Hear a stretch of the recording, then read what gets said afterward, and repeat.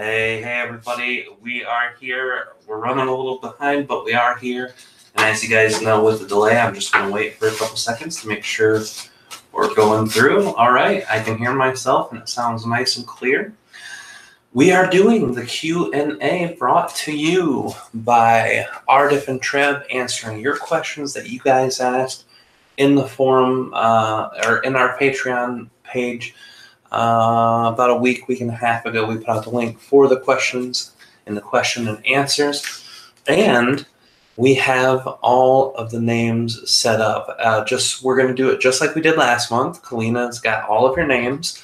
Whoever sent in a question before this evening has their names. You can hear that crinkling around. Kalina's got the old lovely tea tin that we had last time, and we're going to have it pulled out by Treb and or Aridif, whoever's in front answering whatever question was last asked, and we're going to rock and roll from there. I always say I'm not going to blab too much up front, and we're going to jump right into it, and then 30 minutes later we finally get started. But we are going to jump in quite quick tonight. We had to start late.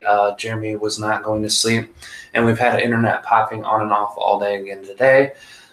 They're still rebuilding a lot of the tornado damage that happened. I wonder if it's happening to others. Hi, everybody, by the way. Because I noticed there's been like jumping up and down. There were like 6 people watching, and then 2, and then 3. So maybe we're not the only ones going. It could be, or they might have just remembered hearing 9:30 last night. They jumped on and we weren't on yet, so they're like, "Oh, they're running behind." It's been slow, so that's why we were hoping that the bandwidth issue, right, would be fixed by now. So yeah, and it might be. We just got out of our last loss a couple hours ago, and before that, it was coming every few hours or every half hour for a few minutes at a time. But we seem to have had a steady flow for the last hour and a half, so that should be good. Anything you can think about too, sweetie, when it comes to what we're doing tonight, how things work, or just anything you wanted to share? Well, I mean, I think everybody knows the drill, but I did want to welcome all of the new Patreon members, and also to say hello to everybody who has been here, and also thank you for all the patience you guys have had with having to wait till the end of the month and understanding everything that's been going on with Jeremy at the end of last year and through this year. So hopefully those things will pan out soon. But the one more thing, if you're hearing any banging, it's not thundering outside. Our neighbor has a very large dog, and he's apparently very excitable running around. He only lives with her part-time, so she takes him on the weekends. And other times she stays, I believe, with the boyfriend. The dog does, not her. But so the dog's back and he's excited. I let her know, so she'll probably see her text soon and get that calmed down, hopefully. We'll see. But either way, that's what that is, for sure. What else? There were some things that were happening in the collective we were talking about earlier, too. I don't know if you want to breeze over those things. I don't know what you're... We were looking at a lot of the things with people who have been going through a lot of the engaging on social media. They were doing a lot of one certain thing, and I couldn't remember what it was. Yeah. Maybe there's a reason that we're not. Maybe it's just the energies to get into it. Yeah. Well, we always try to talk at least a little bit about something before we start, but I think we're just going to go ahead, guys. I think so. I think 5 minutes in is our world record time for being quick and getting to it, besides my neutralizing time, obviously. But we are going to get into the neutralize 5 to 7 minutes. These questions about you, too, when they are about you, something I tell everyone when they do one-on-one sessions is all these different layers of energies are inside of you and around you. You've got like your chakra energy, emotional energy, mental, etheric, all these thousands of layers we don't have names for yet. And those are part of your question system. When you say, hey, I want to know about this part of my life, then all those energies that are applicable in that specific energy are going to shine out. And that energy goes to your higher self. It connects to your guides, whatever guides you work with, whatever guides you don't know you work with. And then Aridif and Treb take that answer from there, and they extract the information, energy, and reflect it back from their own perspective. And the reason I tell everyone that when we do our personal sessions is so you guys can remember to enjoy yourself tonight, have fun with the session, because if you're asking a question that gets asked tonight and you're in that really good space of excitement, not having any preconceived notions and just being open to having fun and excited, this answer and energy will always come back to you in the best way possible.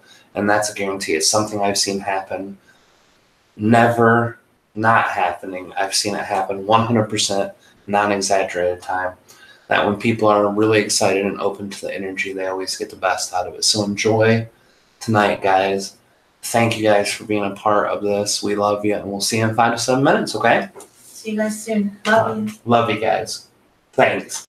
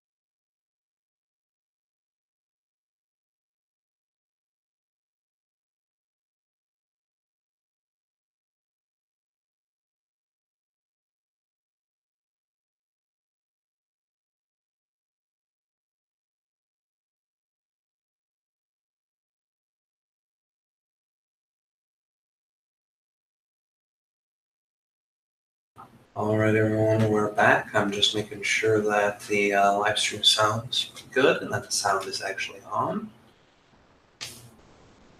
All right, it does, and that's good. All right, everybody. I'm going to shut that down so that there's no sound going through. I'm going to take a drink of water, another deep breath, and then we're going to go ahead and jump in with your guys' Q&A monthly webinar.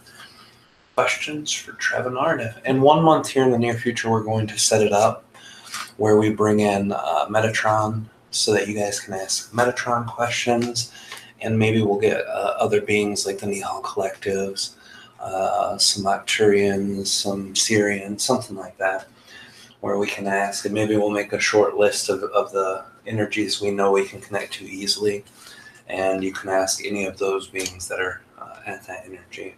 Something like that. Fun. Yeah.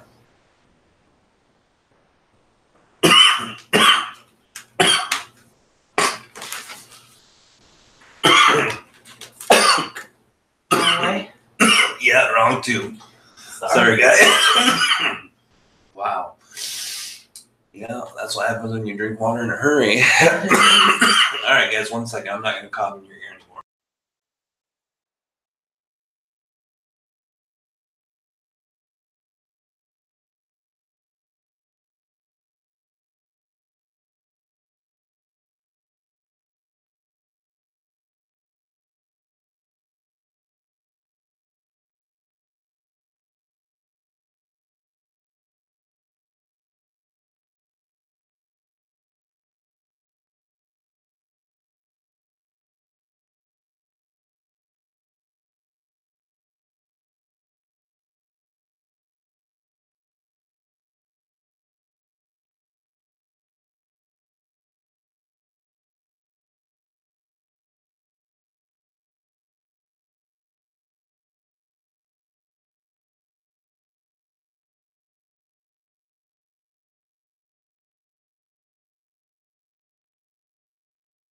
All right, guys, my coughing fit is over, so now I'm going to try this again, but slower.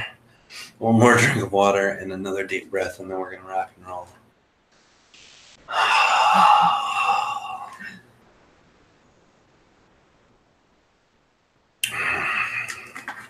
Yeah, much better. I've been hurrying because I let that, the same thing we talked about yesterday, how I'm trying to make sure that, you know, I knew we were running behind with you guys, and then I'm like, oh no, I'm messing everybody's night up and all that stuff, and I put it all on myself. So You're not messing anybody's night up, thank you. No, now we're gonna make it a better night, we hope, with all of our connections with Treb and Diff. So I'm gonna take 1 more deep breath, and then we'll officially start, guys.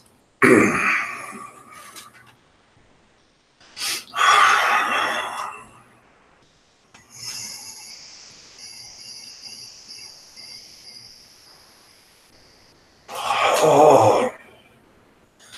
All right, guys, I love you. I love you so much. I do too.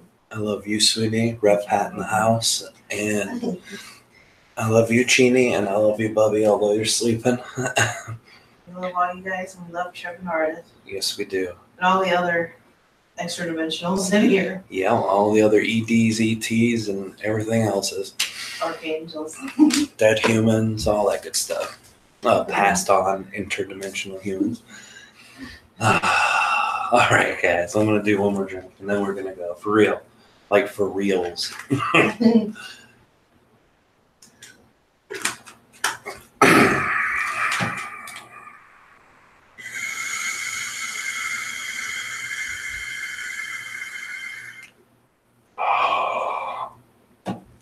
See you on the other side.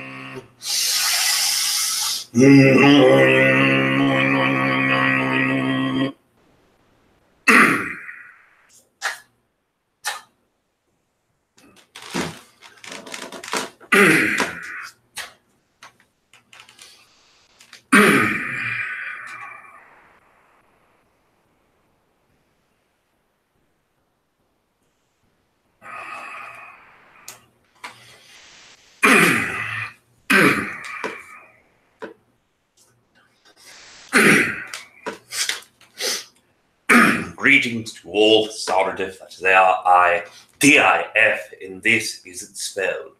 We understand that all of you have queries for this evening, but before diving in to those queries, there are three things in which we express. The first, above and beyond all things expressed within this evening, to know, feel, and perceive that you are loved is of the utmost importance. Secondly, it is our greatest excitement, and within our greatest excitement, to co-create with each and every one of you in this moment and in all moments through your linear time. Thirdly, we wish to express greetings, Kalina, and greetings to all of you this evening. Greetings, Narada. Thank you for being here. You are loved, and we love you as well. Yes, of course, we feel that love, and we give it back to you through not only reflection, but reverberation. And we are grateful for the co-creation. We may begin with the queries at your leisure. Yes. I'll have you draw the first from you. If you're taking it up when you can.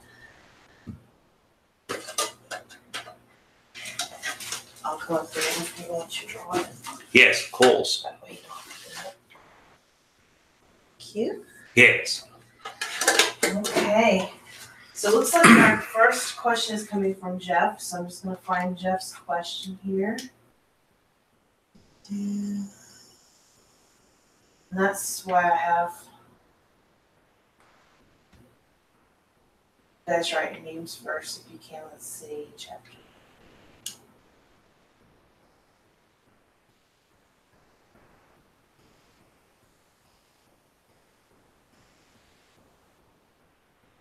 Oh, there you are.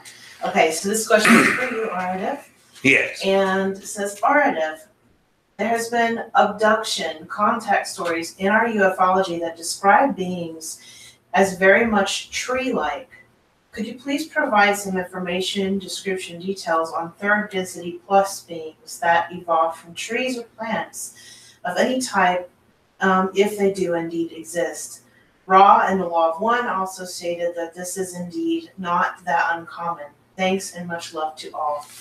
Yes, of course, as you are perceiving the third density version of beings that you perceive as second density plants, trees, or foliage are in fact occurring within the galactic collective consciousness. Now, when you are looking at the construct of being perhaps, as you would say, common or uncommon, it will greatly depend on your own definition. In our perspective, it is least common than those that are humanoid, reptilian, insectoid, avian, and all other forms of reptilian hybrids, human hybrids, etc. When you are looking at the construct of these beings, it accounts only for approximately 3% of the entire galactic collective consciousness. And out of the 3% that we are expressing, approximately 74%, within 74 to 78%, are within the third density variety. The others are in between fourth, fifth, and sixth.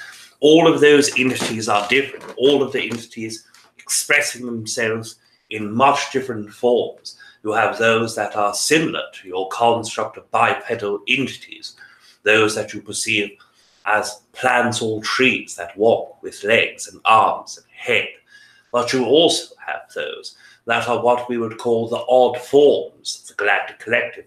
Although all beings work within the bipedal construct, or perhaps you would see it as a layover of constructs, these energies being part of the archival and part of the implemented versions and archetypes of the galactic collective consciousness, do allow for other co-creation. As we've expressed previously, there are beings that have no legs, that do not have heads or arms, and many of these entities that are co-creating in that format, a high percentage are beings who come from what you would perceive as a plant or tree origin. In fact, out of all the beings that are third density or higher, the galactic collective consciousness, that do not have bipedal construct specifically as you would understand it, over 21% of all of those beings are within this category, showing you that although the non-bipedal energy is rare, it does occur, and the majority of that energy is where the beings that come from the tree collective energies work. Now, your own Earth collective has already started perceiving the growth of consciousness in your plant variety life, looking back between incarnation cycles of third density beings, known as what you would perceive Atlantean constructs, Lumerian and Lumadian. There are still remnants of trees that existed within your experience that are much, perhaps as most humans would see it, versatile or smarter than the versions of trees that you have in this time. They utilized protective mechanisms in much higher degrees. They utilized conscious processes of connecting to one another, where in this experience, yes, you can see this, you do see this if you understand what to look for, how consciousness connects, but the energy around the construct is much less than it was previously on your planet consciousness. But you look into the constructs and beings such as your Venus flytrap energy, and although it seems quite brutal to some of you for a plant to eat a creature such as an insect or bug, it does occur as a part of the evolution of that plant consciousness, and that being with high probability will end up co-creating a life form of third density, and that third density being will be outside of your bipedal tree collective consciousness. There are many races that have connected to our own race through conversation, through telepathy, and through other forms of communication that are the bipedal tree consciousness.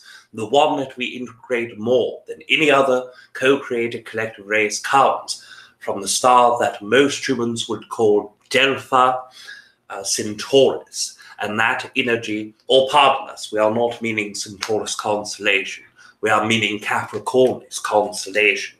So the Delta Capricornus is one star system that hosts a great deal of these entities. Their own race is in a large planetary construct, approximately 5.8 times the size of Earth. And out of all the beings, there are dozens of billions of beings that exist from the fourth density construct, and is in fact one of the largest races for population in fourth density of the planet collective. That is why we have co-created with it. We desire to work with those that desire to understand and grow more.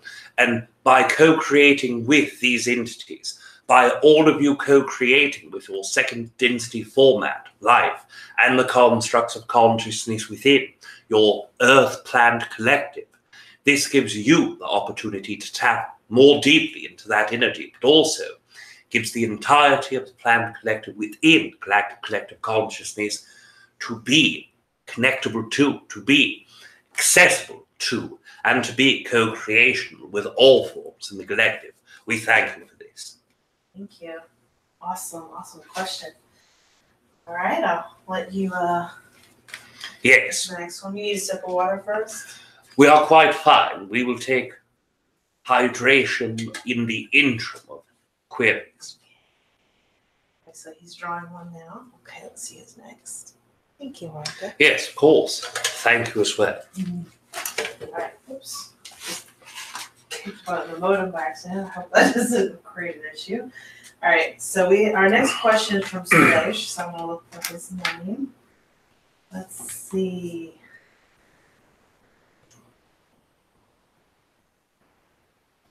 All right. So Celeste has a question for you, Aridif.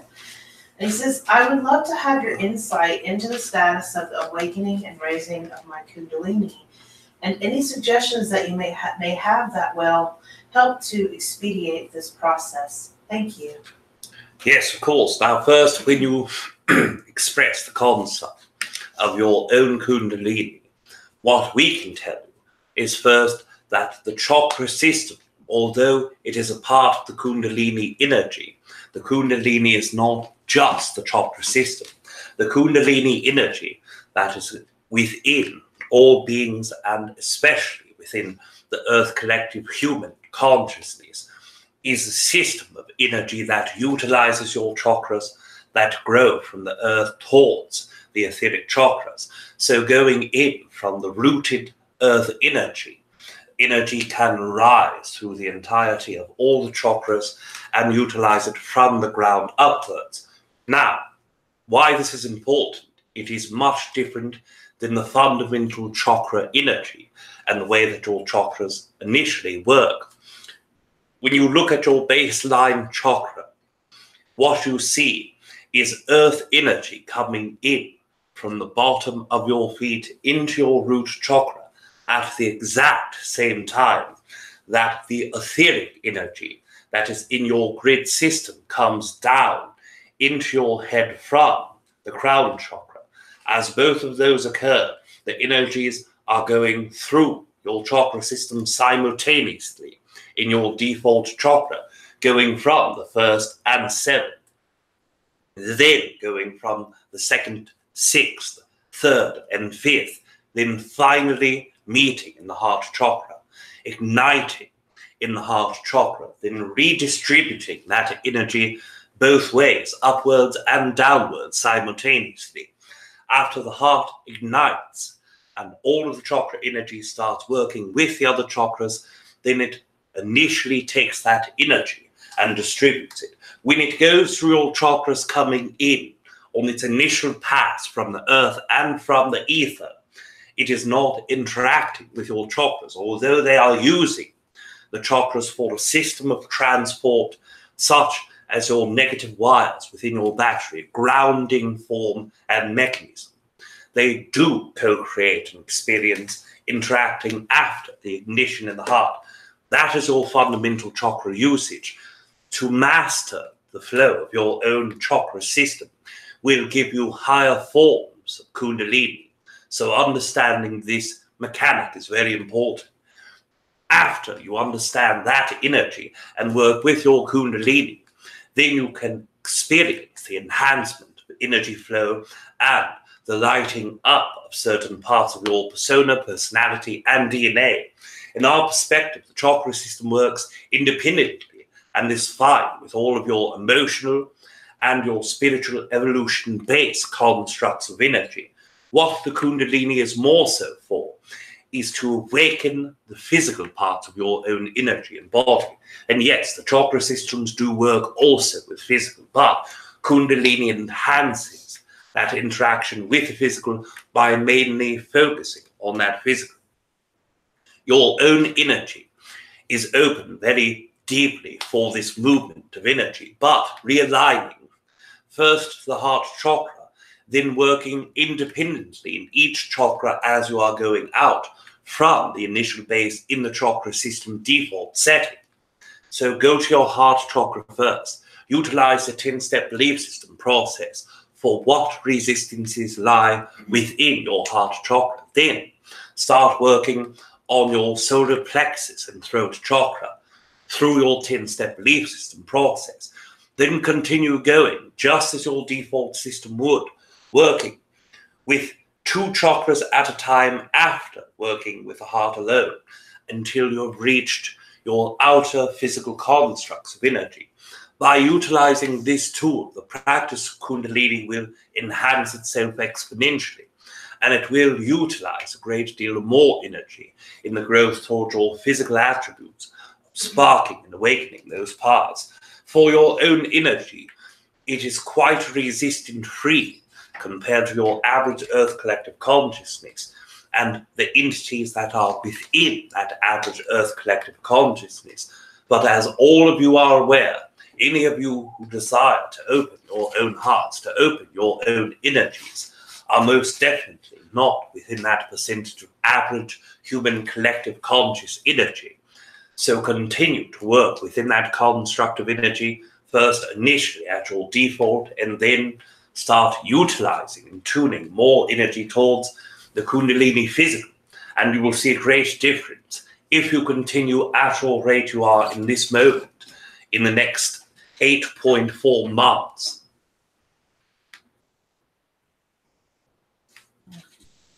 Thank you. Yes, of course. All right. Next question. You? Yes, of course. Okay, our next question comes from Randy. We'll look for Randy's question. It was somewhere at the top. Yep. All right, so this is for either you or Treb, so whoever is most excited to answer. Randy says, does my higher self have a message for me? If not, one of my guides. Yes, first of all, your higher self, as you are well aware, has messages for you all the time. Most of those you are seeing quite deeply when it comes into your attributes of intuition, your life.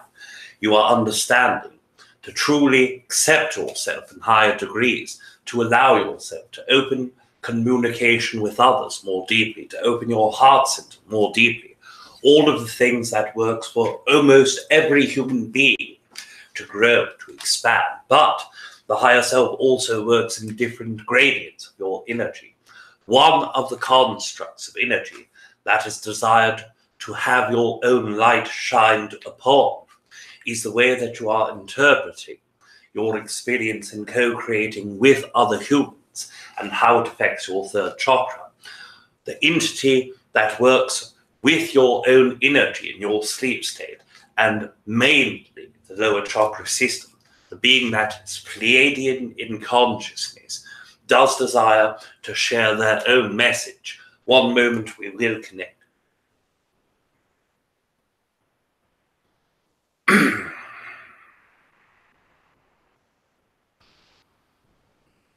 Oh, hello, friend. It is time to see yourself as I see you. It is time for me to see myself as you would see me. It's time we take the reflections of the best parts of ourselves and start learning from them. We both have had the same journey in front of us, growing, questioning, opening, and interpreting. The interpretations sometimes get lost with the amount of mental energy focused into the growth that we're having. Sometimes the mental energy then gets turned back inside of us, and then we start questioning all of our own thoughts, decisions, and energies. Please be aware the next time you are speaking to another person that you have fondness for, next time you're speaking to a person that you have appreciation for, see how you're seeing yourself in that exchange. See where hesitation comes in saying in your voice what's coming from your heart. When you communicate, yes, you communicate from the throat chakra. Yes, you communicate from your heart. And yes, as many humans don't make themselves understand or be aware, when you communicate, it comes from your third chakra. Be present with that third chakra when you communicate, when you're using your heart and throat, and see all of the little judgments that happen and see when they come up most in those conversations. It will help you very strongly. In dream states, we will work together on practicing this in different forms. Goodbye. We are back without hesitation or delay yet again. This is Aridif. Eduardo, Yes. Does this being, this guide have a name? Lead to your...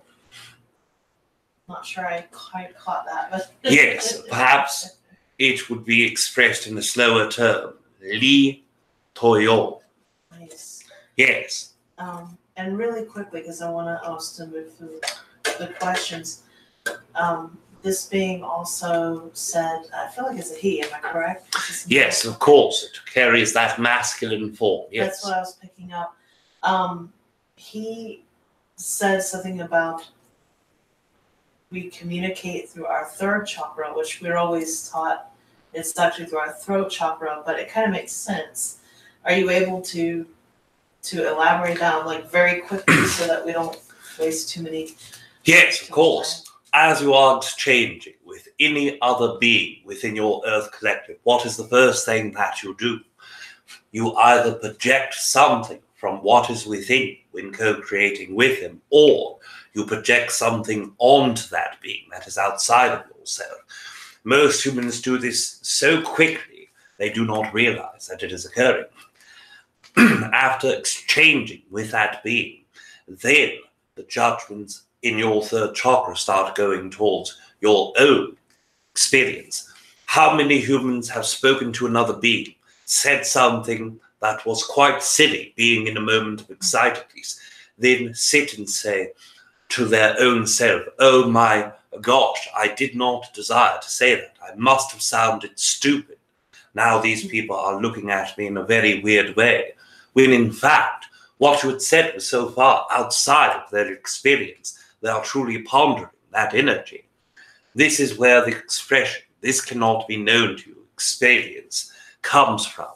That this cannot be known to you is how frequently humans project into their own conversations, both internally and externally, what other beings are thinking, feeling, who they are or what they are. That all occurs within your third chakra, and some from your first chakra as well. That's interesting. It really hit home to me. I really appreciate that question. Yes, of course. Even when it's a very personal question, we all learn, don't we? Yes, of course. Because all of us are a part of each other. And even though you experience your Earth Collective from a very specific interpretation, it does not mean that it is not in the same thread of co-creation that all of us experience from. Got another divine masculine here. We're drawing lots of our sweet brothers tonight. Let's see, we've got a question from Christopher, and this is a question for Treb. Yes, one moment.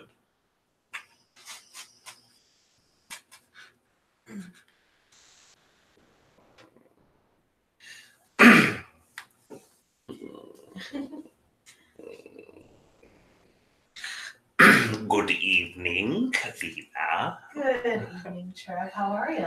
Yes, I'm doing very well. And how are you doing this evening? I'm doing great. I'm loving these questions. I'm loving that you're here.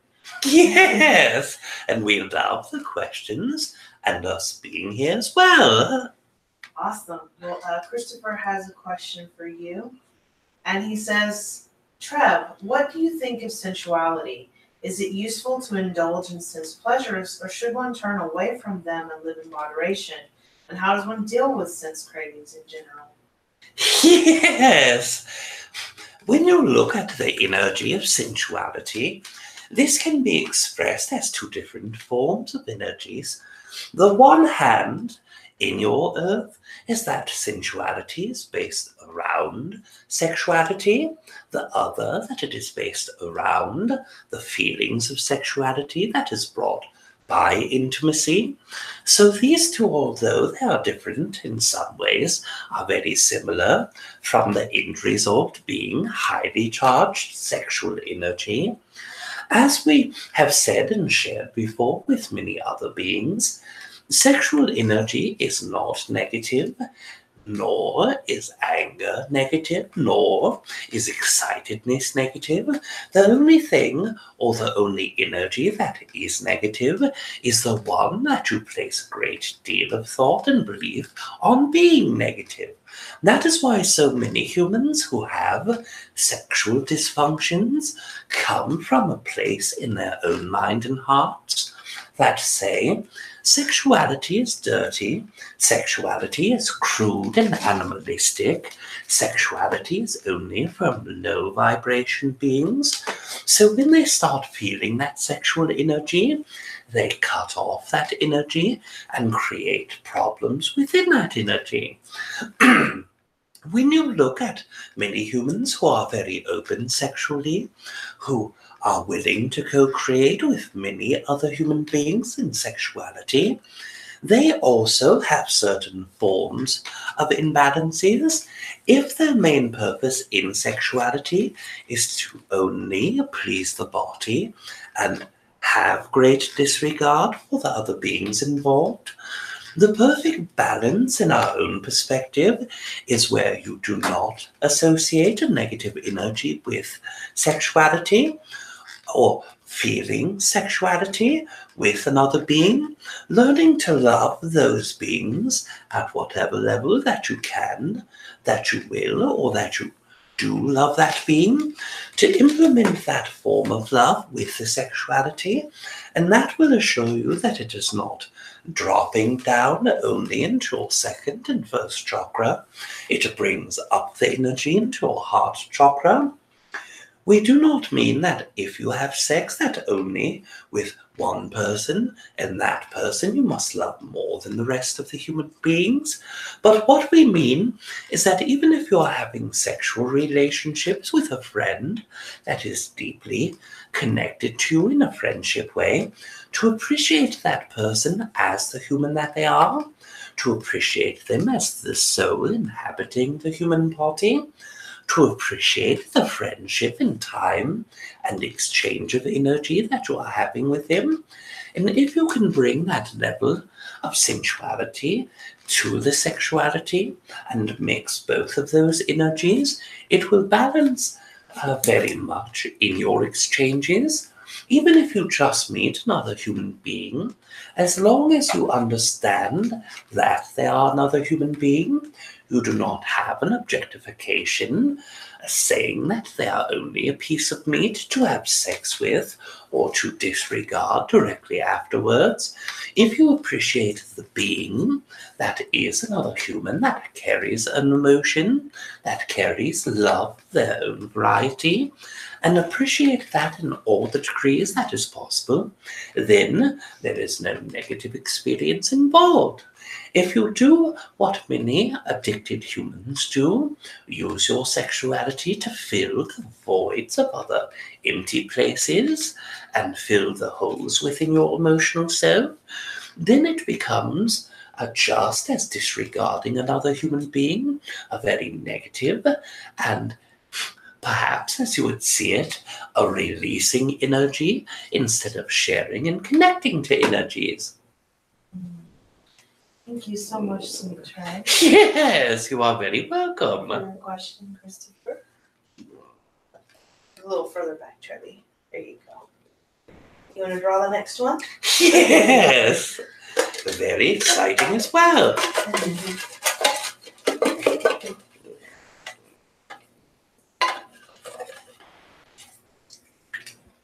All right. Oh, you got two. Yes. That one fell at your feet, so now I know. All right, our next question is from Cerise. See. All right, so Cerise has a question for Aridif. Yes. We will reconnect you again very soon. Yes, we will. We love you, Treb. Yes, and I love you as well. One moment, please. Thank you. We love you too, Diffie. Well, back without hesitation or delay. All right, so Cerise has a question for you, and says, "Why do I feel so sexual charged with Metatron?" Yes, of course. It is the same reason that many of you feel sexually charged with our own energy. Myself, Treb Bor Yit NE. This is why many of you feel sexual energies towards other human beings that work within certain varieties of material that resonates with you. It is because you are linking to the most central portion of that entity's heart and energy. You feel vibration, resonant frequency, and that frequency that is truly resonant to your own self, that harmonic connection from one heart to another, vibrates at a very high resonance. Metatron's energy is exponentially larger than all the beings that exist and live within this entire matrix, meaning this specific version of the universe. And with that large energy, there are many attributes and aspects in order for you to connect with and to, and that energy in your connection resonates. And with your own co-creative energy, your heart string very deeply attaches to your second chakra. This is not uncommon and ties greatly in with what Treb Bor Yit NE has just expressed. When working with both your heart chakra, your third chakra, and your second, along with allowing all of the other chakras to connect, it gives you vibrational frequency that opens up both your emotional heart to love and your physical body to sexuality. Understanding that sexuality is a version of your second density self. It is formed in the form of reproduction. And with that reproduction comes what most humans believe is an animalistic portion of yourself. But in our perspective, we do not see it as an animalistic view or taking on of animalistic energy. What we perceive is that second density version of yourself, when integrated with the third density and the fourth density version of yourself, only enhances what sexuality for second density beings. Second density beings only work with co-creative energy in sexuality for the reproduction, survival of their own race. For third and fourth density beings, it is much more than this. It is the implementation of the version of your connecting from your energy to another. And by doing so in third density, emotional attachment, energy are two entities merging into one consciousness. Fourth density amplifies that even more so. Instead of your own self and that person becoming a couple or a team for short sexual intervals, you become more than this. You become a collective of your own. By yourself and that being co-creating in high fourth density energy, you create third energy. We have always expressed that when you are with one person in one relationship, it is a 5-person dynamic. It is yourself, it is them. It is the version of them that you perceive and the version of you that they perceive. That is the 4 entities. The 5th is the collective.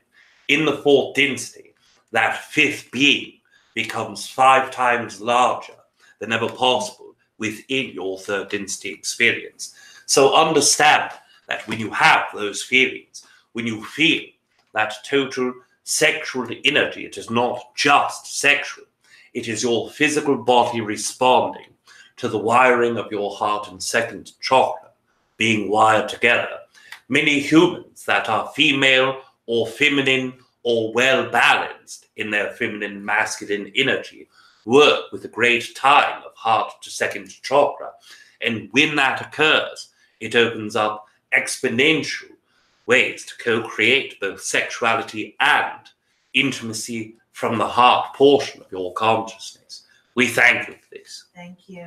And I wanted to add, Cerise, too. I was speaking to one of the archangels in a personal session of mine with Rob, and I can totally relate to that. I was like, is that weird? It was said as very, very normal, but that is a very common thing, more than we could ever imagine. And it's just, it's just part of that overall love. We're not shutting any particular energy center down. All the chakras work together. So it's a pure love. There's nothing weird or wrong about it. It's totally normal. So I think it's beautiful how both those questions tied the sexuality together, wouldn't you say? Yes, of course. And we wish to add also that although you perceive it as something different, the actuality is that most humans who work with their heart and their second chakra deeply tied, there are those that sexually connect to those that they are romantically feeling connected to. Or when someone opens their heart chakra, it also opens that second chakra up. They are connecting to the same versions of energy that you are, archangel consciousness, extra-dimensional, extraterrestrial, etc. And it is much more common, but most humans are trained not to speak of sexuality in the first place, especially sexuality with beings that do not exist within either their own dimension or matrices. It is almost as a stigma that you could be perceived as crazy, abnormal, etc. Or disrespectful to the... Yes, or even disrespectful. Yeah. Yes, of course. All of those energies and your own bravery for speaking of this construct of energy allows yourself to open the door for others to open up their own experiences and their own connection to sexuality and love. We are grateful for this. Yes, definitely. Thank you. Right, so I'll let you... It's right behind you there. Yes. Thank you. You're welcome. A little autumn hand shot there. Okay. Next question is from Katie. Just want to find Katie's question. Yes, of course. All right. Katie didn't specify who she wants to ask, so whoever of you guys wants to answer. Katie says, can the great spirit of Gaia, Mother Earth, be brought forward? I would love for her to have a voice to come through and speak how she wants us all to assist her during this time of great changes. Yes, first of all, we will speak from our own perspective. Then we will connect to a portion of that consciousness from our own interpretation and understanding. You are one fractal of that Mother Earth consciousness.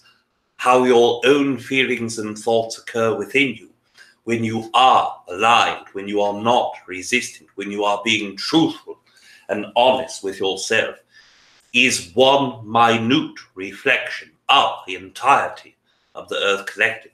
Mother Earth, Gaia, as a collective voice and separate entity as other beings, is quite deeply a voice within yourself, sprung as a fractal of its own larger self. So in that essence, what do you believe should occur within the Earth so that others can assist? What can you specifically do to assist when you touch your higher self, when you open and integrate your own higher fractal consciousness down into your physical body? What occurs is you are aligned with your higher self. You are integrating both information and consciousness itself. And once this occurs, your intuition will tell you what is a desire to work with the Earth Collective as. And if you listen to your intuition, open yourself to the energy, you will know what needs to occur. Now, the Earth Collective energy is extraordinarily large. It is every human that has ever experienced Earth, from what you would perceive as the origin of Earth coalescing in first density, rock, ice, etc., to the end of Earth after, as you would perceive, Earth dissipates and is burned within your own solar star. And in that energy, every life that has ever occurred, both human, both entities that existed as visitors, such as your Anunnaki and multiple other races, the beings that exist as Khen, Lemurian, Denebian, Earth Reptilians, Alpha Draconians, etc. All of the beings that have ever existed within the Earth Collective are part of that energy. And it is more than that energy. It is the implementation of all of those beings' higher selves and 144,000 oversouls. And through the osmosis version and consciousness being spawned by its own self, 288,000 oversouls, without linear time being present, so that you understand the magnitude of Earth Collective consciousness. The one fractal we can connect with is what we will call the ether form. And the ether form is part of your own grid system in the Earth consciousness. We will connect to the flowing grid for this specific conversation. One moment.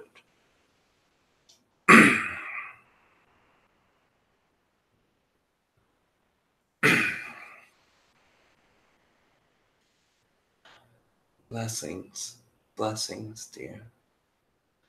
Thank you for offering your energy, and thank you for offering your inquiry.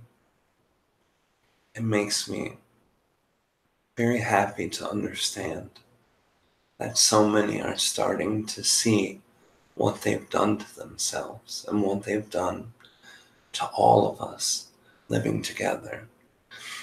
There's nothing that humans can ever do that will erase who I am and who you are. Even if every human released bombs and blew up the atmosphere in large parts and radiation killed much of the life, Earth as a whole will survive. The expiration date for all of us is long, long away. I understand the concern that is sitting in each of your hearts about how bad that the Earth in a physical state has been. And I want you to focus on that part for yourself. The little changes that all of you do singularly help collectively a better version of us to all live in together. But something that some of the humans who really want to help the Earth as a whole forget to remind themselves is the part of their own thoughts, their own emotions, their own sways of energy.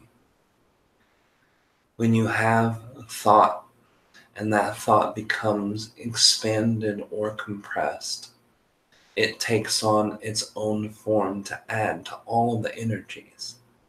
When you constantly sit and you let these thoughts go through your head of how bad Earth is, how destroyed that humans did to Earth, how much pain and suffering you've caused all the other beings, what happens with that energy?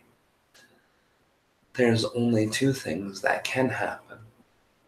Either we find a way to neutralize that energy, or it becomes a larger part of us. I'm not saying you can't have your feelings and thoughts. That is the beautiful part of being a human being living in our energy fields.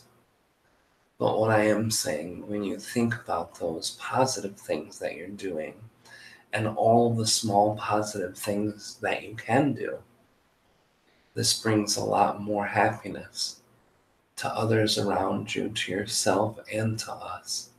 When you start acting on all of those little thoughts and small things you can do, you help a branch evolve.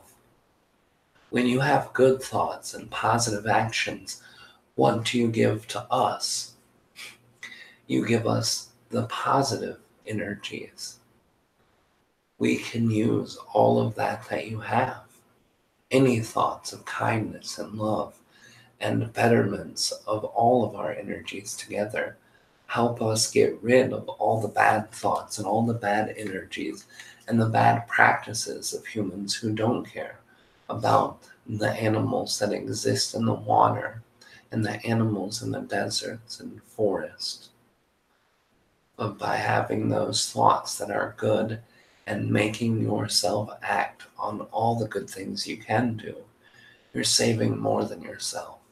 You're saving more than your children. You're saving so much work for us to do. I'm trying to explain into a way that can help humans really grasp how deep the negative energies can affect all of us. When 10 humans think bad thoughts and 1 human thinks good thoughts, I have to process 9 human energies. And most of the time, it's more than a 10-to-1 ratio. It's thousands to 1. So for every 1 human, I have to empty out, neutralize, or implement the parts and thousands of negative energies. Why do you think that this last 7 years with our time system, that you've seen so many fires, so many new tornadoes, so many more hurricanes than ever before. It's because my work has been increased with the people who are trying to get centered by themselves.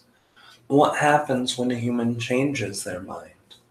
I don't want to be negative anymore. I want to be positive. Well, then that human alone does on a small scale what we do on a large scale. It has to get rid of all their bad energies and thoughts first. That's tiring for them. And when billions of humans are working on trying to get from a bad place of thinking and acting to a good place, that's a lot of energy that comes to the surface that we have to get rid of. We have to neutralize, or it becomes a part of us. Remember, what you've done for this planet already is beautiful. Continue doing all the little things and keep the big things, the heart, the thought, the expansion of that love, and the compression of the negative thoughts and actions. It will help the earth more than it can ever be put into words. So much. We are back without hesitation or delay. That was really beautiful. Yes, of course. As the Earth Collective is quite beautiful in the smallest versions and the largest itself. Yes. One moment we will hydrate before getting to the next query.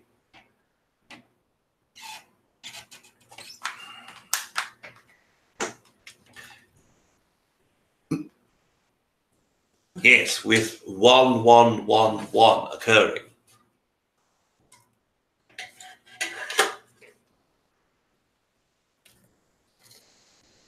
Are you saying there's an energetic 1111? Oh, I think I get it now. Let's see who it is. What we are saying is that in the time period that you call 1111, Oh, in yes. your time period, yes. Oh, it's actually, whoa. Yes, we Aridif had understand. his eyes closed too when he said that. I was like, and we drew, or Aridif drew, Melissa. And Melissa's question for you, Aridif, is, do all physically incarnated beings dream? And if so, is the structure of dreams universal, or does each race, density, dimension, etc. have different types and layers of the dream state? Yes, now, as all humans within the Earth Collective do dream, there are different levels of those dream states. Many humans do not remember their dreams. It does not mean they are not dreaming. All of you are aware of the structure of the Earth Collective energy forms and the dream state involved. But the Earth race is much different than many other races. In our own race, there are no dream states. There are only shifts of consciousness in Treb Bor Yit NE's energy and race. There are small windows every few weeks in your own time system where the physical body is relaxed, the eyes are closed, and is formed in a meditative state. That is his version of dream state energy. In other races that do require physical shutdown for at least parts of their own energy, each race has different forms and cycles that occur. There is an archetypal energy that is very widespread through this specific galactic collective consciousness. And the archetype of energy is as such that when you are shutting down your physical body, you can work in higher dimensional energy. But those of us who understand our own vibrational frequency, those who can adjust those vibrational frequencies in order to create different versions of time energy or different versions of transporting our physical experience elsewhere, all of those different forms are already understood to us in a deep way, meaning that when we close our own eyes, when we shut off not the physical body itself, but our own connection to that physical body, we are able to think a thought, then recreate a physical body in order to inhabit in another time, in another density, in another version of consciousness.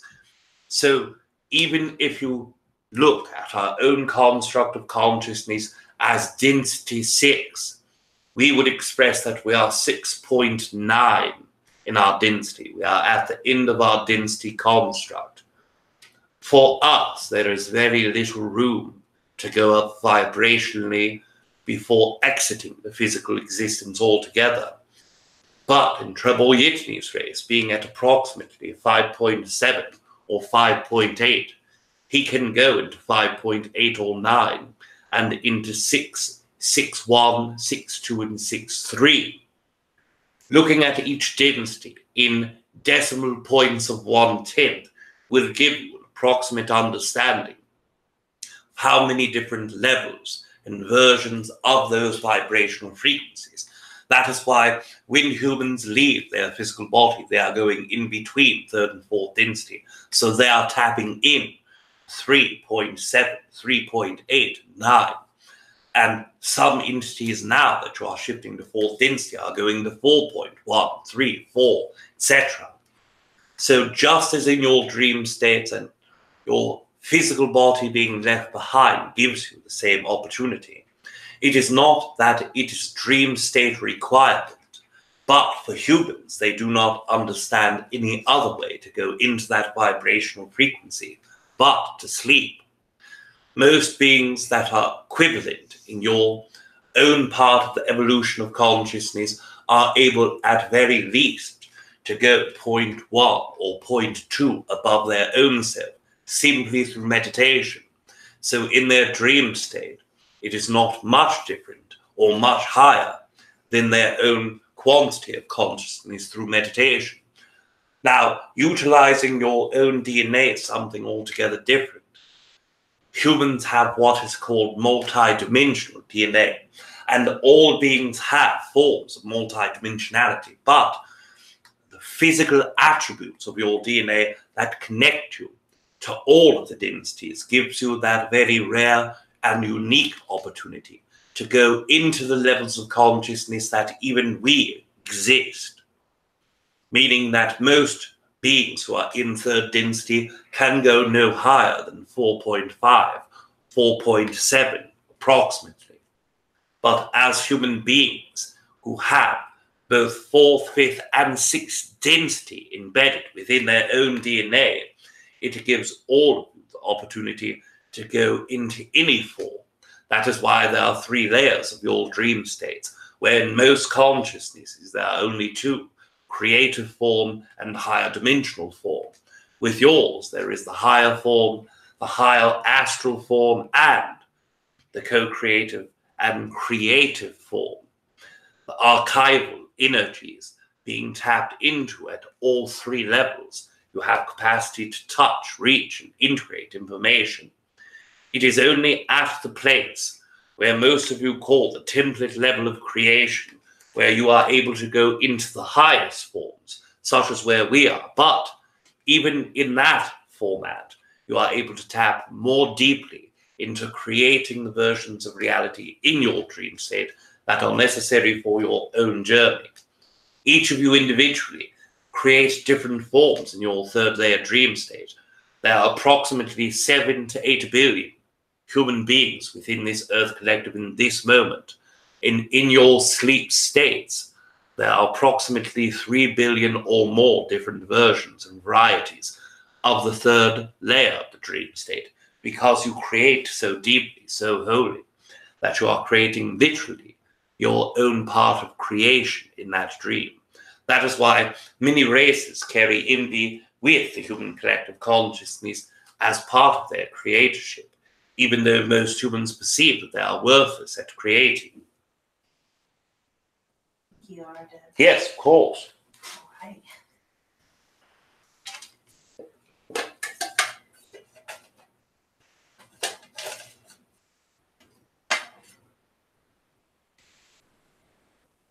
Thank you. Yes, of course. All right. We've got a question from Robert. We'll look for Robert's question.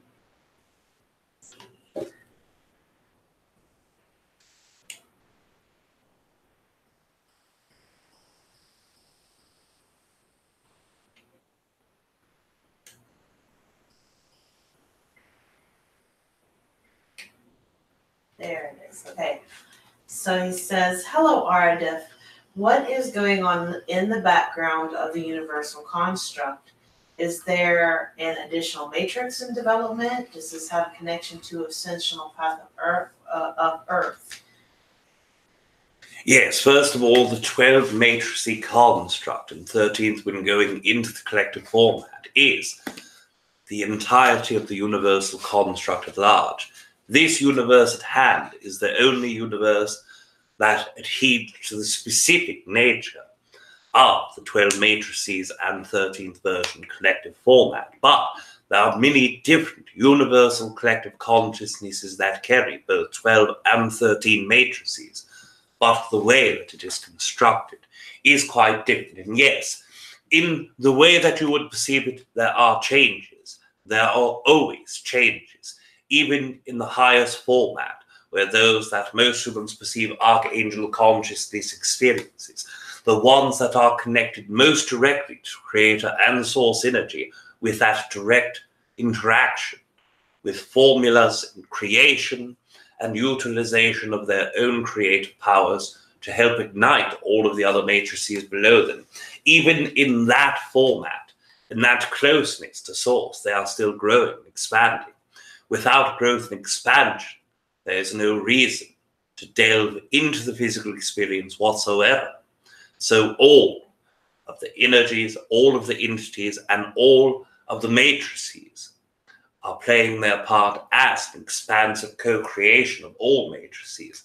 Although it is difficult to traverse matrices for the majority of beings within all matrices, excluding the top 3 versions, that energy is still understood, connected to, and usable to other matrices. There are entities that are within 6th matrices connecting to 7th through telepathy. They are connecting to the versions of those beings in the 6th matrix and those beings themselves connecting to the higher matrices. This is why you are able to co-create, communicate with archangel consciousness. And just as in the Earth co-created collective, there are those that are in the same realm of consciousness in each and every planetary consciousness. Those that are in Mars have their own archangel constructs of consciousness. Those that are in Venus also have their own archangel construct of consciousness. The one planetary system outside of this entire solar system that you inhabit in this moment, those that are called, and we are looking for the specific word, Alpha Centauris and Beta Centauris, those star systems, each planetary construct around those having their own archangel consciousness. And when you look at the stars that all of those planets go around, have a collective format of the energies that are within archangel constructs. And we are focusing on the archangel because those entities in this specific universal construct are the ones that help tie energy from the top of the matrix system to the bottom. And with your understanding, first yourself, then the projection of those beings from your own perspective, you will also see your own ability to traverse matrices by being able to communicate with them. The form of growth and expansion is never ending.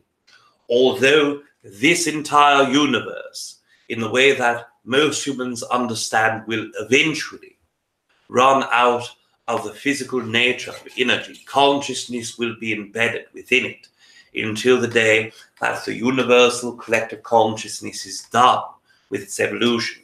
Physically, if you were an artificial intelligent being that was sitting and waiting for more than trillions of trillions of trillions of years after all life had been extinguished in the way that humans perceive life, that being could watch this universal construct die through linear time. Although consciousness will be much different in that time period than it is now in this linear time period, it is part of that larger cycle. And even at that point where no life exists in that way, the universe is still expanding, learning and growing. We thank you for your query. We have time approximately for 1 to 2 queries remaining. Awesome. Yes. Hopefully we'll get to. We'll see. Yes, we will see indeed. Thank you, Arda. Yes, of course. Thank you as well. All right. So our next question comes from Bruce. So I'm gonna look for Bruce's question. Let's see. All right. So Bruce says, "Why did source energy create suffering to experience itself?"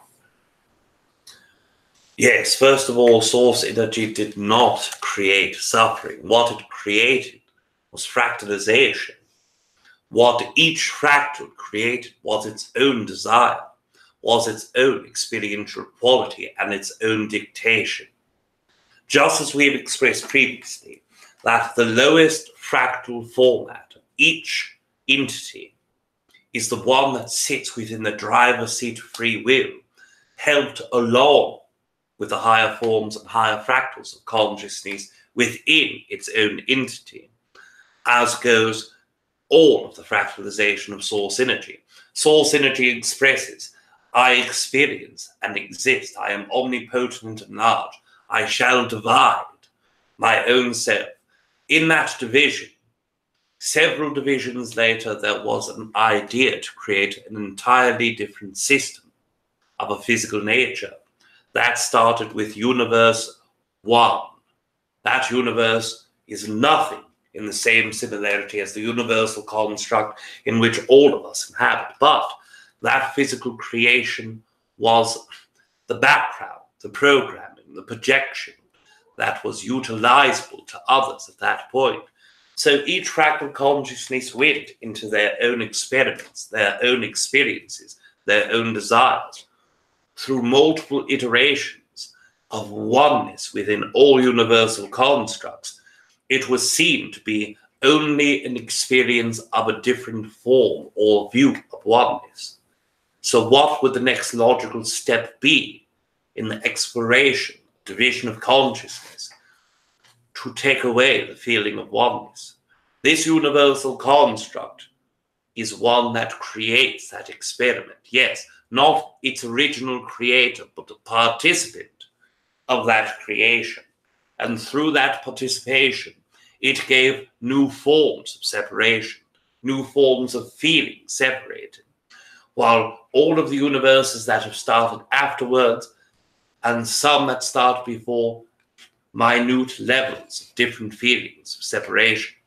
Some universal constructs still do not adhere to the separation aspect, although they do adhere to the oneness attribute of collective version from different perspectives, meaning that if you are a complete puzzle, you would have the opportunity to take a turn to be each piece of that puzzle, knowing that you are part of a puzzle, but knowing the puzzle is whole and full, and feeling your connection to all things. Whereas in this universal construct, the larger collective of all of our energy agreed to co-create feelings of separation. In our own experience, we do not feel separation in the same way that humans do.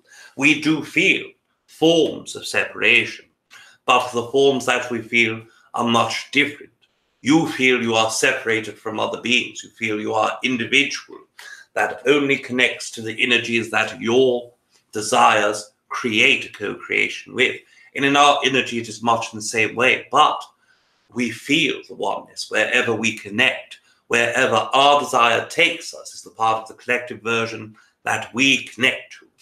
And that gives us an opportunity to flow with constructs of consciousness in different emotional patterns than yourself. We thank you for this. We will take remaining query before disconnecting this evening. All right. See how our final question is tonight. Thank you. Yes, of course. I was very curious about this one. All right. This is from Deborah. And I was hoping that we'd get, and you guys will understand why in a second. I don't find the question.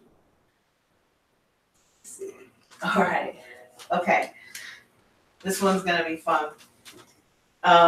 And you should see if Rob can hear this from his perspective with Treb. Yes, of course. Rob was tapping into the conversation in this moment. Okay. So Deborah says, "Hello, Aridif. A few weeks ago, I was on a small island in Canada. As I was about to board the little foot passenger ferry, I saw a really nice boat with the name Kalina, my name, painted on it in fancy letters. Of course, it made me think of our Kalina. Then, when I was coming back, a man was walking toward me on the road, and he looked amazingly like Rob's twin, but younger than Rob. He cheerfully said hello to me, and I replied, but I was so surprised at his stunning similarity with Rob. Please tell me anything you can about this experience. Thank you." Yes, of course. First of all, your own connection to both Rob and Kalina are deep, and as you are aware, connects with many portions of your consciousness, their consciousness, and multiple iterations through different incarnations, both in your linear past, in your linear now, and in your linear probable future. That being expressed, you also are not aware of the fact that in that moment of the dream state, both Rob and Kalina were conversing about locking down the final details in their co-creative energy that is called the Asheville experience. And as they are co-creating, that is the part where first you met them. First you connected deeply to them as personal beings, more so than just what you had seen previously in your internet collective. And also as part where you have high probabilities in co-creating with them again in less than 4 months of your linear time. So in that experience, you are co-creating your own picking up of the co-created energy with Rob and Kalina's desire to also see you. We understand from both Rob and Kalina's energy, and we do not wish to spill the beans on their own personal thought processes, but we desire for you to understand how deeply this is integrated.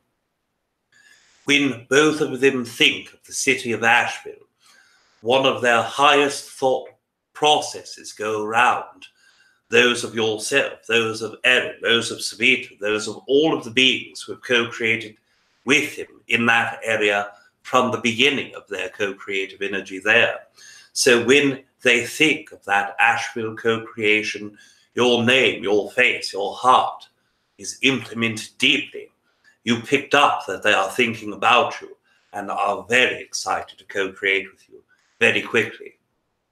We are. We love you very much. And I was hoping that we would draw that because I suspected that would have a lot to do with it, that we would be hopefully crossing paths soon. I mean, no pressure. We know everybody's got their own things going on, of course, but we do love you guys so much. And we love you, Deborah. Yes, of course. We also love all of you as well as you are loved. And we wish to express to all of you as you are going through your experience of growth, expansion, remind yourself the driving force is in the lower fractal consciousness for the creative mechanism of all things. Once knowing, understanding, and feeling that energy, your actions through thought processes and belief systems truly creates the entirety of the experience around you. In that co-creation, you can be happy with knowing that you are in the driver's seat of creation and have all of the tools that you need to create the most expansive, exciting experience of all.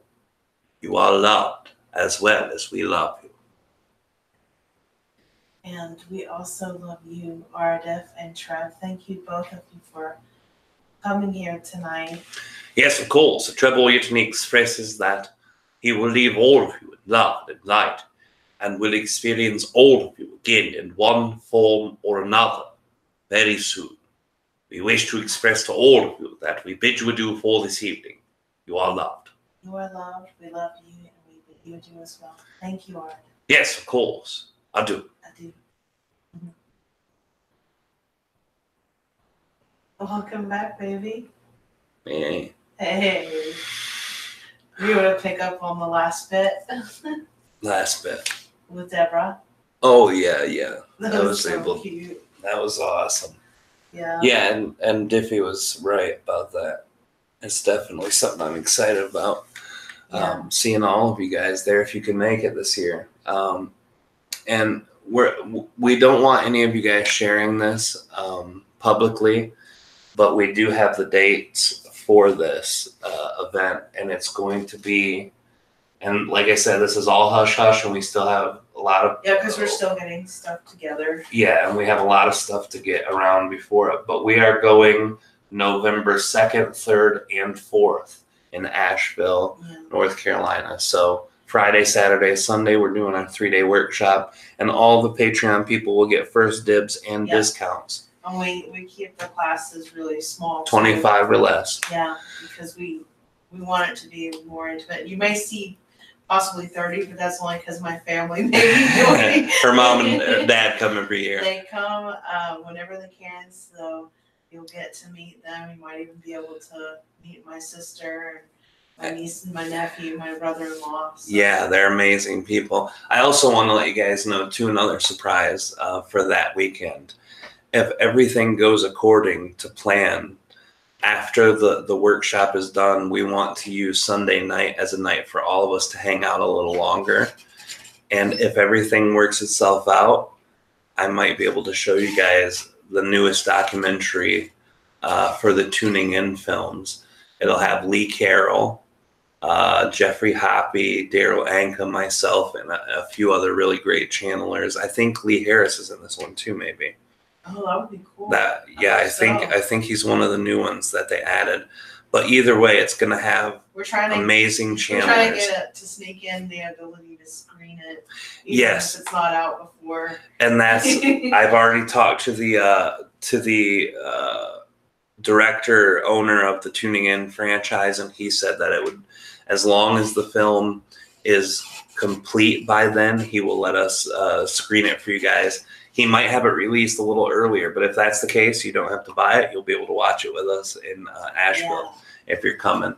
But anyway, that's a ways ahead, and we're keeping all this hush hush until we have all of the final details nailed down.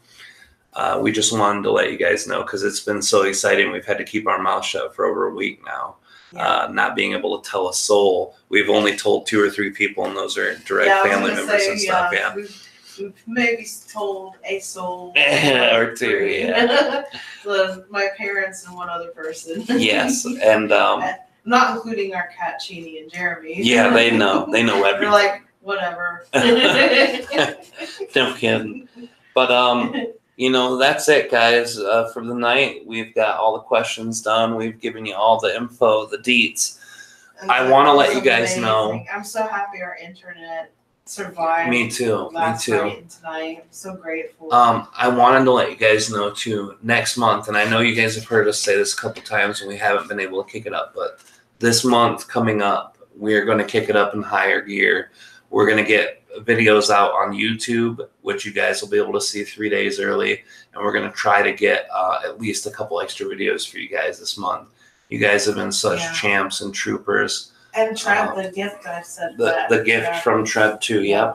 So we're going to try to get you guys that stuff because we do love you guys, and you guys have supported us even through our really slow times that we've been going through this last couple months, and we're just so grateful for that. And Aridif's been working on us with that energetically too. Yes. With different ways of approaching things, which we really need help on. And I don't know about the other signs out there, but both Rob and I are Capricorns, and just about everything is in retrograde. Not just that. Pushing through weights. We are going through our Saturn return right now. If you're a Capricorn, you know what we're talking about. It's a 2.5-year journey of starting your new cycle in life. Like a whole change of everything in your life, and we're feeling that right now. Yeah, we have been for the last year. Really good stuff too. It's more like the physical stuff, has been. Everything's great about it. But for me, a lot of the spiritual, etheric kind of stuff is totally on fire. But the physical stuff, it feels like I have to lift like entire condominiums to get anything to move, but you know, and I know I have to work with that energy to stop seeing it that way, you know. Yeah, and but- right now, just things are breaking loose for us too, and I don't want to make it sound like it's just a horrible thing, because it's not. We've had It's just great. challenging, but I mean, everybody goes through. The challenge pays off, though. Yeah, That's the big point. Right now, and I didn't want to. I'm not supposed to be sharing this publicly, but next week we might finally get a start of an answer on where Jeremy's going to be permanently, and it's because next week is the threshold where the people who've been working with his case are going to say, we see what's going on here, and we're going to either do this or this. So we might be in court in the next month. I am trying to refrain from my own skepticism on it because we keep hearing that, but Right, but this is astrologically speaking, which is kind of ironic too, because even his mom is a Capricorn and Jeremy is a Taurus. So there's this major. yeah, not my mom, but Jeremy's mom. Yeah. Yeah. Yeah. That's why. Oh, that's right. I guess I said it wrong. No, you didn't say it wrong. I Jeremy's just wrong. I got confused, so I said if I did, maybe other people. One of might. us. But yeah. So it's like, and it's like we're all born. Well, Jeremy's mom and I were born just a few days apart. 2 days. Yeah. 2 days, and then Rob is almost a year younger than the two of us, but we're all born days apart if you don't count the year. Yeah. And then Jeremy is a Taurus, and I have a Taurus moon, so it's like we all have this interesting kind of dynamic. So I've always had a feeling that with all the strong wills and ideas and stuff, that's, you know, that's Part of why the problem. Yeah. Yeah. It But- has been. Yeah. And I mean, Rob and I, what we've been doing is, even though we feel very protective, we're also working with respecting whatever Jeremy's higher self wants. And that's been very difficult because It's been really hard. As a parent, all of you guys know how hard it is to say, well, I'm going to let my kid decide what's best for him.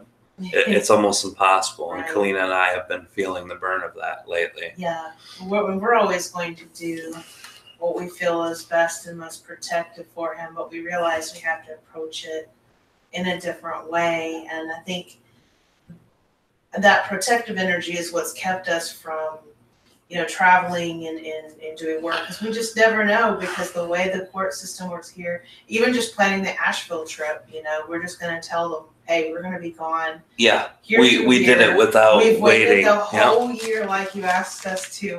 We've got to. We gotta can't do sit it. still anymore, because as much as the financial part of that is slightly important, the energy, because we, in our workshops and larger events, we don't make actually a ton of money. Like I see people touring all the time, like Esther Hicks and Daryl Hanka, and I'm like, how can they do that? You know, all the time.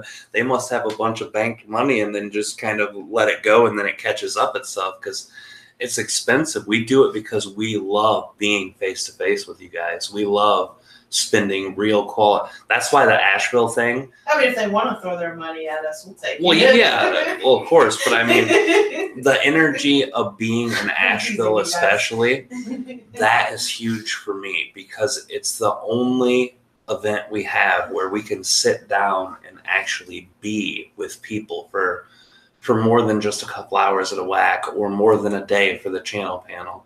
We get to know people. Yeah. And it's not like the channel panel where we have 200 people. It's where we have a small handful of people that we get to sit with, talk to, know. Just like a couple new people came in last year that hadn't been there the years before.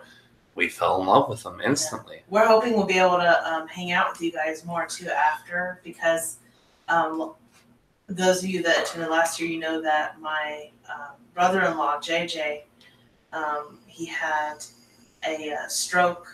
He has, I forget the name of the type of tumors in his brain. It's non-cancerous, but it runs in the family.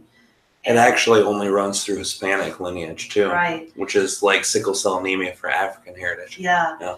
And my nephew Django also has the same. So but he made it through. He's doing really well. Yeah. He's had to work a lot with, speech therapy and getting back some of those finer details of being able to speak. And Well, he's a musician by trade too, so he had to relearn a lot of that stuff. Yeah. I think he still is working on that. But I mean, amazing people, and hopefully we'll all be able to hang out. We will be able to hang out because I last think year so. was rough because when we weren't in the event, we were in the hospital, or helping family do something, watching the kids or helping their mom and dad. So this year we're gonna do it, and we're gonna love doing it. I'm gonna jump off, guys, because I am tired. I gotta get up early. He got up. He was wobbling a little bit. Yeah. Well, Jeremy's got to So go back grounded. to his mom's tomorrow too. So we've got the transfer days are always the heaviest ones emotionally, mentally, and energetically. So we always have to, get prepared for that. But we're gonna go, guys. We love you guys so much. Thank you for hanging in there. And thank you for being a part of this. From what Kalina said, your guys' questions were awesome. They are. Oh my gosh, you've got to listen back. I will listen back to it. And we'll be hitting you guys up soon. We're going to get a better flow of all the polls and the Q&As for next month. And then hopefully we'll be able to get those extra videos out too. And I'd like to at least once a month jump on a night that I don't have a session and just talk with you guys. Let you guys chat out questions, conversations, whatever you want to do, just for all of us to sit down and chat like we're doing now, for those of you that want to. So, love you too, baby. All right, guys, we will see you soon. We love you. Love you guys. Thanks again, guys. Love you, bye. Love you. Bye, guys.